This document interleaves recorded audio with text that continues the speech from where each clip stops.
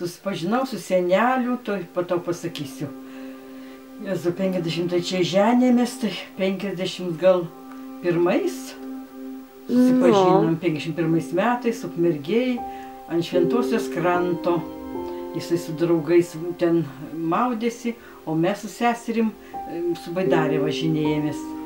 Gražią tokią, nu ir jie priejo, pamatė, kad 3 mergaitės tokias nešpėtnas, prisistatė ir paprašė, kad Baidarė paskolintumėm jiem pasivažinėti. Mes jiem davėm tą Baidarę, jie pasivažinėję, nu ir einant atgal jau, Vladas jau prie manį jau čia derinasi, draugas jau. Nu, taip susipažinom, pasikalbėjom, jisai mokėsi Vilniui ir aš mokiausi Vilniui. Tai šitą ir susitikom Vilniui paskiaus, pas tetą, kur gyvenau, Čiurlionio gatvėje.